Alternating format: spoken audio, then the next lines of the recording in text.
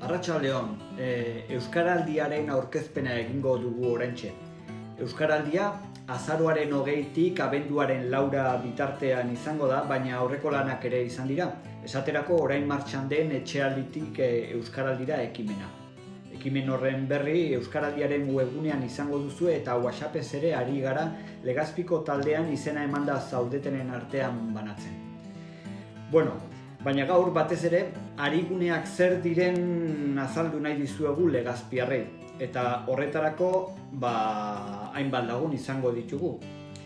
Alde batetik, gonbidatu gisa, Euskara elkarteen topaguneko lehendakariak Ike Amonarriz, Euskaraldiaren Legazpiko batzordeko Asier, udaletik zinegotzi den Amaia Zaldua, eta ariguneetan parte hartuko duten hainbat lagun. Einaut, Aitor eta Gurutze. Tira, aurrera egingo dugu. Lehenik eta behin, zuri galdera, Amaia Zaldua, zinegotzia gure udaletxean, arigunekin hasi aurretik gogora ditzagun Euskaraldian berriz ere izango ditugun bi rol nagusiak, belarriprest eta ahobizi. Bai, hala da. Udalaren izenean hitz egiten dut eta esan beharra daukat aurreko edizioan bezalaxe, oraingoan ere Legazpiko udalak Euskaraldia ekimena sustatu eta laguntzen duela. Eta bai, zuk esan bezala, ahobizi eta belarriprest rolak ez dira aldatuko. Ahobiziak euskaraz ulertzen duten guztiekin euskaraz egingo du. Lehen hitzak beti euskaraz egiten ditu. Eta belarriprest gaitasuna eta aukeren arabera erabakiko du euskaraz noiz eta norekin egin. Beti ez du euskaraz egingo, ulertzen duten guztiekin, baina euskara dekienei euskaraz hitz egiteko eskatuko die. Hala ere, horretako izena emateko aukera udazkenean irekiko da, bitartean edozein zalantzarako Legazpiko batzordearekin jarri daiteke harremanetan. Gogoan izan batzorde irekia dela eta nahi duenak har dezakela bertan parte. Aipatu dugu Asier, ariguneak aurkeztuko ditugula gaurkoan, baina zer dira ariguneak? Horiek izango dira aurten protagonista, baina zehaztu iguzu zer diren ariguneak.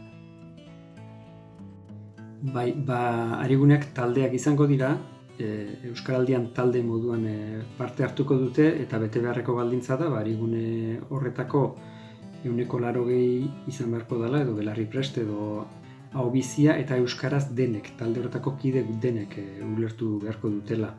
Taldea izan daiteke enpresa bateko departamentu bat, izan daiteke kirol elkarte bat, kultur talde bat edo batzorde jakin bat izan daiteke. Ariguneak izango dira barne ariguneak edo kanpo ariguneak. Aipatutako talde mota hau barne arigunea izango da normalean. Baina bezeroekin edo herritarrekin harremana daukaten guneak baldin badia, horiek kanpo ariguneak izango dira. Kanpo ariguneen kasuan posible da pertsona bakarra izatea kanpo ariguneko kide. Barne arigunen kasuan gutxienez 2 pertsona izan beharko dira. Eta ezaugarriak horiek dira, hobeto azalduko dute Legazpin arigune izango diran 2 edo 3 adibide hauek, eta zuek ere aukera edukiko duzu izena emateko arigune izateko, talde moduan arigune izateko, bai herriko batzordearen bidez edo baita Euskaraldiaren webgunearen bitartez. Esan dugun bezala, ariguneak zer diren garbiago ikusteko Legazpin izango diren 3 arigune aurkeztuko dizkizuet orain. Batetik Einaut, Gaztea Asanbladan arigune izango zarete, baina zehaztu nola gauzatuko duzuen hori? Bai, Asanblada arigune izango da, eta balioko digu pixkat, emateko jarraipena oina arte eraman izan duen dinamikai. Esan, asanblakideek astero biltzen geanen, elkarren artean hitzitzeko aukeratzen dugu hizkuntza euskara da. Asanbladak ez esanik ez, beti euskaraz izaten dien. Orduan, hoi kontu neukita, bakoitzak bere situazio daukela. Danok ez dugu suerte iguala eta batzuk ama hizkuntza euskara edukideun arren, beste batzuk etxen guraso gerdaldunek izan da gaztelera jaso du. Eta gazteek gurason etxen bizitzea kondenauta garen hontan, horrek garrantzi handia hartzen doin dio, ez? Hortaz gain, kuadrilla bakoitzak bere hizkuntza ohitura dauzke, pertsona bakoitzak bere hizkuntza ohitura dauzke, baina hala ere, lortzen dugu asanbladan, bertan biltzen ganetan euskara izatea erabiltzen den hizkuntza. Eta hortaz gain, pixkat helburu bezala bai planteatzen dugu, asanbladak antolatzitun ekintza ezberdinetan da, gaztetxa irekitzen deunetan, bertan hizkuntza nagusi euskara izatea, ez? Gustoko litzaigukena jakinda gazte kuadrilen artean euskara ez dela precisamente gehien erabiltzen da hizkuntza, gaztelerak indar desiente daukela, eta, gustoko litzaigukena kuadrillak gaztetxea juten dienen, bai konstiente izatea eremu euskaldun edala, bertan euskara ziteko erosotasunek aurkitzea, eta azken baten hori dalako gure helburutako bat, ez? Herrin gaztedi euskaldun eukitzea. Arigunen identifikazio txartelak jarriko ditugu sarreran, eta barran, ez? Pixkat jende alik eta gehienek ikusteko. Zu Aitor berriz Legazpiko gazteak kiroi elkartetik zatoz. Zuek ere arigune izango zarete. Nola ez, gu ere arigune izatera animatu gara. Gaur egun Legazpiko pilota eskola 4 esparrutan banatu dago. Lehenbizi zuzendaritza legoke, bertan daren bilera eta tramite guztiaz euskeraz egiten dituzte. Bigarrenik, entrenatzailea leudeke eta beraien hartu emanak ere euskera gutxian izaten dira. Umei ere zuzendu behar zaionen ere euskeraz egiten zaie. Hala ere, gazteleraz hitz egiteko joera duten umeak baditugu eta kasu hortan entrenatzaileak erabakitzen du zer egin. Nire kasuan entrenatzailean nintzaenean, uste guztietatik eraginkorrena ikas egitea zala eta noiz behinka holako esaldi batzuk ezain. Txikita hoze esatek. Beste alde batetik epaiak ditugu, dela 15-16 urte irakurtzen dituen akta guztiak erdera gutxian zeuden eta gaur egun erabat euskaldundu dela esango nuke. Azkenik, 4 eta 4. 7 pelotari nagusi ditugu eta 43 neska mutil. Eta denen artean euskara gutxian egiten da. Euskaraldiak gure klubean kontzientziazioan izango du eragina bat. Barneko arigunek berdin jarraituko dute. Lehen euskaraz ziren eta gerora ere euskaraz izango dira. Hala ere beti dago zer hobetua, eta guk kanpoko arigunek indartu behar ditugu. Aurren gurasoekin ditugun harremanetan ulertzen duten gurasoekin geure jardura euskara izatea konprometzitzen gara, ez eta gurasoa gaztelaniaz erantzun. Gaur egun 18 kide ditugu 16 urtetik gorako klubean, eta denok hau bizi izango gara. Eta arigunek identifikatzeko txartela frontoiko ate nagusian jarriko ditugu. Azkenik, etorkizunari begira, Legazpiko pilota eskolak erreferente izan nahi du eta Legazpin kirola euskaraz egitea posible dela erakutsi. Hori dela eta euskara ekitaldia aprobetxatuz, Legazpiko kirol elkarte guztiak animatzen ditugu konpromitutu garen moduan euskaraz bizi eta kirolaz euskaraz gozatzea. Anima zaitezte. Gurutze berriz, musikal eskolako konbo batean hartzen duzu parte. Zuek ere arigune. Aize taldea osatzen dugu. Eta, astean behin elkartzen gara, gauean, 8 aldera, eta ordu bete eta, hortik ordu bete inguru egiten dugu saioan. Gero bakoitzak badu bere klasea astean behin ordu erdiko klasetxo bat, baina elkarrekin ordu bete egiten dugu astean. Guk 8 kide gara, danak nagusiak, eta zuzendaria, beraz bederatzi. Horietatik 3 izango gara aho bizi eta gainontzeko 5 segurazki belarri prest izateko prest egongo dira. Txartela jarriko dugu sarrerako atean, gure gelako atean.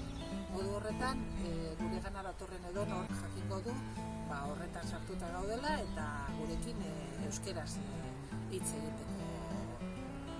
barko duela. Eta gure arteko harremana egia esan, normalean batzuen artean beti izaten euskeraz, baina batzutan, ohituraz edo erdera da jotzen dugu naiz eta jakin ulertu guztiek ulertzen dutela euskeraz. Beraz, egun hauetan saiatuko gara ohitura hori aldatzen eta beste horiei ikasten ere lagunduko beraiek ere horrela ikusiko dira, salud nago. Bukatzen hasteko gonbidatu berezi bat ekarriko dugu. Telebistan eta soziolinguistikan ezaguna dena eta gaur egun Euskara Elkarteen topaguneko lehendakaria dena. Euskaraldiak berari nola eragin dion ezagutu nahi dugu. Arratsaldeon, Kike. Arratsaldeon eta mila esker beste hasierako ekitaldi honetan parte hartzeko aukera eskaintzeagatik. Topaguneko lehendakari gisara parte hartzeaz gain, zuk, Kike, nola parte hartuko duzu Euskaraldian?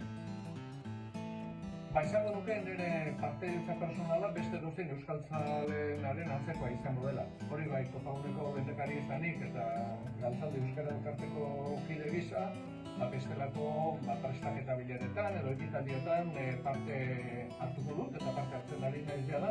Baina bestela egun horietan, euskaltzale gisa, beste dozein kasu honetan, hau bizik egingo duenaren parekoa egingo dut, alegia saiatu, aliketa jende gehienarekin eta aliketa gehienetan euskaraz egitea. Zure bizitzan zehar, zein hizkuntza ohitura aldatu duzu? Adibide bat emango? Nire bizitzan jende askorekin aldatu dut hizkuntzaz, izan ere gaztean hitzenean, 14 urterekin, inguruko ikaskide guztiekin eta lagun guztiekin, ikusten erderaz egiten nuela. Familian ere, erderaz desente egiten genuen, altxoran honek atxikitelako, eta bendik ere, biziren bizi bat, euskaraz dutik ere ez dakien orduan, jende askorekin aldatu dut hizkuntzaz eta gogoan du, momentu batean hasi ginenean kontzientzia hartzen eta euskaraz bizi nahi genuela gortu ginenean, lagun batzuk nola elkartu ginean eta egun batean nola erabaki genuen, kontzientekin, hizkuntzaz aldatuko genuela. Horregatik Euskaraldiak aukera oso ona eskaintzen digu hizkuntza aldaketa horiek egiteko. Azken batean, jende asko momentu berean adierazten du bere nahi hori, eta uste dut oso helduleko egokia dela, aldaketa hori egin nahi duena egin ahal izateko. Eta gero normalian behin aldaketa hori egin da, beti ere erresagoa da mantentzea, edo, batzuetan kostatzen baldin bada ere, beti ere erresagoa izango da, bigarren aldiz aldaketa hori egin ahal izatea. Eta etxealdian gauden honetan ere, horretarako aukera asko izan ditzakegu. Eskerrik asko, Kike. Eskerrik asko zuei, eta ondo pasa festak balkoitan, etxean, edo paseo laburrak ematerako, baina ahalik eta gehien disfrutatu. Kike eta gainerako ere bai, mila esker. Zera, eta amaitzeko 2018an Euskaraldian Legazpiarrekin egindako bideo bat ikusiko dugu. Eskerrik asko guztioi eta animo. Kalean ikusiko gara.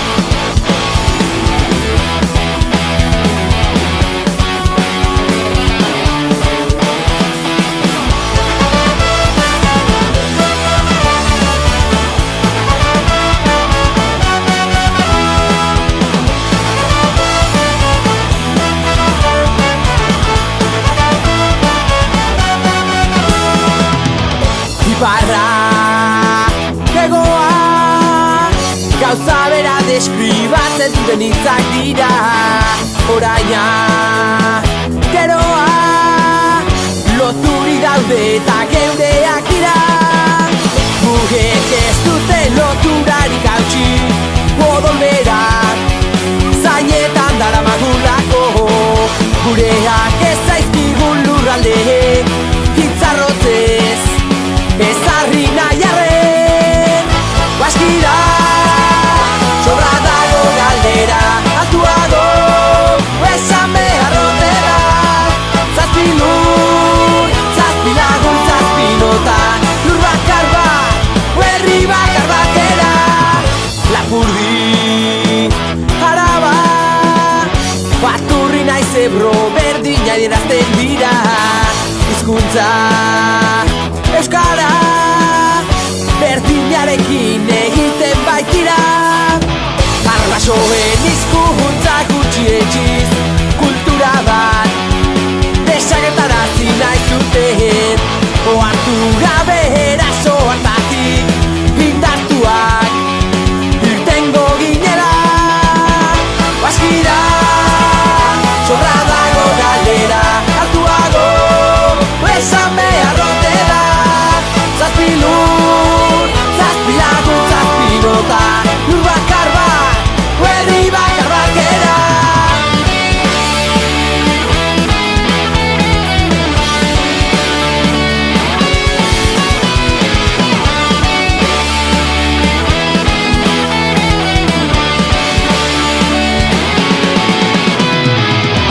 Baskira sobra dago galdera altuago esan beharrote da. Zazpi lur, zazpi lagun, zazpi nota, lur bakar bat, herri bakar batera.